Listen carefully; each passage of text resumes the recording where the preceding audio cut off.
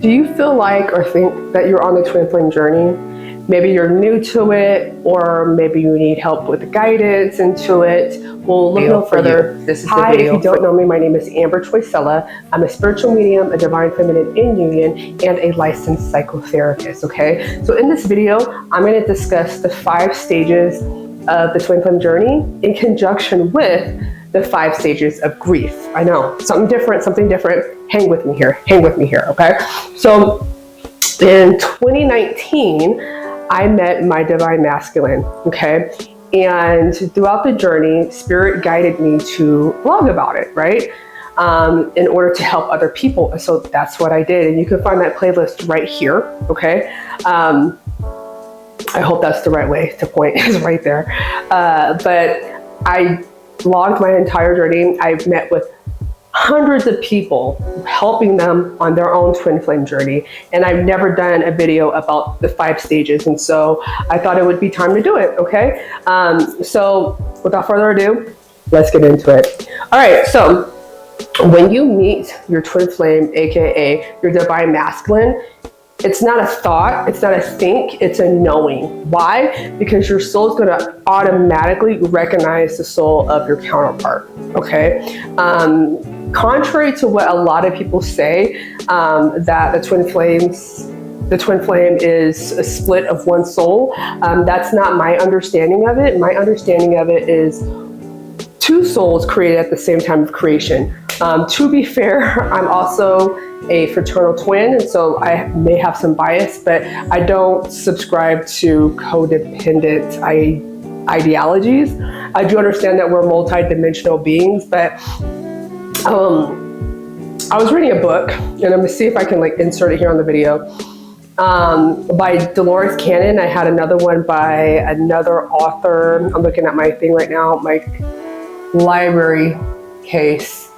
I can't remember his name, but once I'm editing it, I'll put it up here. And they both said that a soul does not split itself within different bodies in one lifetime because it's too difficult to learn lessons that the soul needs to learn in one life.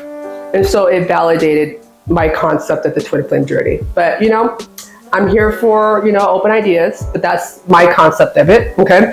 But when a soul recognizes a soul, it recognizes a soul, okay? In my case, because I am a medium and I am very familiar with energy, when I recognized his energy, and I knew at that point that he was a soulmate of mine. I wasn't accustomed to twin flames, but I knew that I knew him. And then he felt like home, okay? Like he felt like home, and it was like an instant bond between us, an instant bond. And then he became triggered, okay? So the first stage would be recognition. I'm going to call it recognition, okay? Recognition. We recognize our divine counterpart, okay? And then oftentimes what will happen is one of the 2 souls will become triggered, okay? Based off of past wounds that happened in their life. And then that creates the runner-chaser stage, okay? So runner-chaser in psychology, that's related to attachment theory. All right, how we bond to our caregivers will reflect on how we bond with other people throughout our lives, right? So if we have healthy attachments with one another, then we are able to connect with people easily. We are able to communicate our needs, and we feel secure in our relationships. But if they're not secure, then they're insecure, and a lot of it's a real issue. Okay, and I see it all the time in twin flame dynamics. One will become overwhelmed, and instead of communicating, they just disappear, and the other one, fear of abandonment, mostly, or other issues, will chase, right? And so they go back and forth, until one of the energies feels like, okay, I'm no longer going to run, I'm no longer going to chase, I'm going to come back into myself, okay? Which brings us to the 3rd stage, which is the physical separation. Now I say physical separation because energy does not die, okay? So just because you're not talking to this person, You're not verbally talking to this person. You're not talking to them on the phone. You're not visually seeing them. Does that mean that you're separated? Okay. Physical separation is absolutely needed on the journey so that both energies have the opportunity to heal themselves or focus on their triggers, okay? During this stage, I highly recommend that you attend counseling, okay, with a licensed psychologist or psychotherapist, okay? And I say that from experience. When I was on my journey of separation, I was already in therapy, and so I already had a safe space to discuss what was happening in my life, and specifically on the journey, right? And it was cool because I was able to be completely honest with my therapist. I said, hey, you know, like, I'm also a therapist, but I'm also a medium, and I've been doing this for years. I provide evidential messages, and so it was great to have that, okay? So with that said, it's absolutely necessary to be physically separated from the opposite energies in order for you and the other energy to focus on what needs to be healed. And it's a choice. You do not have to choose to do this. But if you don't choose to do this, there's repercussions, There's repercussions to choosing not to heal, but it has to be a choice. Okay? After separation, we go to the fourth stage, which is surrendering, okay? We let go of trying, wanting, fiending, desiring. We let go of all of that, okay? And we come back into self, right? When you're able to find union within yourself first, everything else opens up for you, okay? When you realize your power, everything opens up for you, okay? When you're able to heal yourself and take responsibility for your healing, everything opens up for you. I mean, the things that you can create once you move out things and give openings for new things to come in, that's for your highest best, it is beautiful. When you're able to blossom and rise in that stage, anything is possible. Anything is possible, okay? And then finally, the last stage would be union, okay? So I know there's a lot of, commentators out there that will say, oh, twins are not supposed to come to union. They're not romantic. They're not this or not that. Well, check it out. Me and my divine masculine have been in union for 5 years. 4 or 5 years, okay? 4 or 5 years. And we constantly still deal with triggering, healing, but we do it together. So it's not like everything is perfect. Everything is not perfect. No relationship is perfect. Even a twin flame dynamic is not perfect, okay? But union is possible. It just depends on what your souls have agreed to come to in this lifetime, okay? So I don't want to hear about, it's not true, twins are not supposed to be together. Anything is possible. You have the utmost learning and healing in this dynamic, okay? And the two souls are meant to do work for the collective.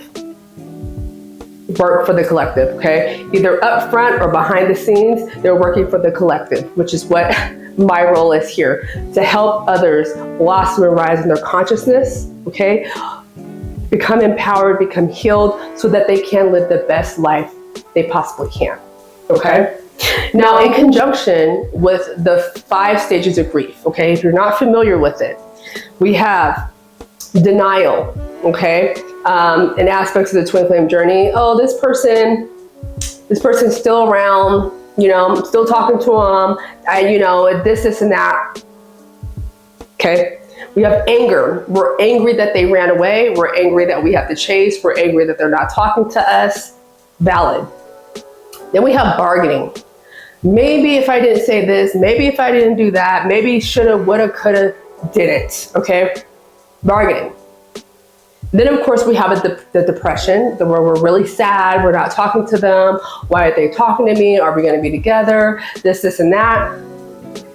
And then we have acceptance, okay? Accepting where we are with things, knowing that things are always working out for us, being okay in the present moment, surrendering to the present moment, surrendering to the journey, okay? Because oftentimes when we think about grief, we think about somebody dying, okay? But death, like in tarot, is transformative, all right? We're saying goodbye to what no longer resonates with us, and we're saying hello and welcome to more, not more, but healthier energies, healthier vibrations, healthier vibes. Like, it's a beautiful thing to grow and heal and then discover ourselves.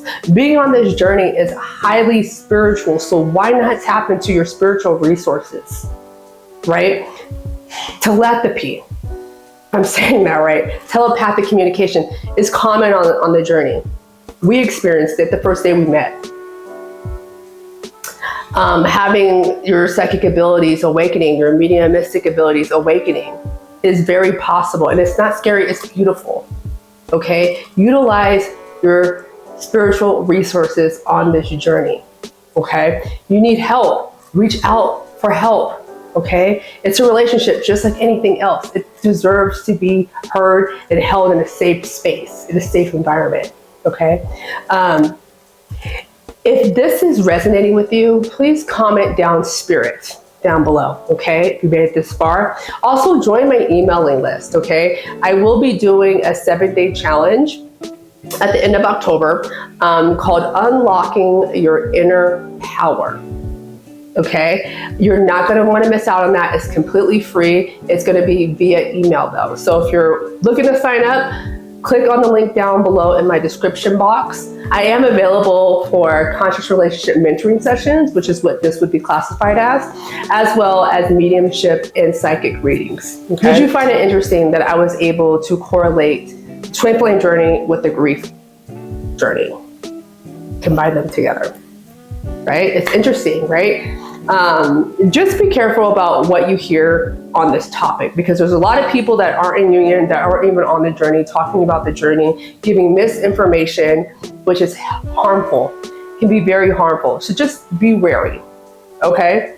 And commit to your blossom and rise part of your life. Blossom and rise chapter of your life. Okay. All right, I drop videos every Sunday. I'm editing my own videos, so just look out for every Sunday for now. And I'll see you next week. Bye for now.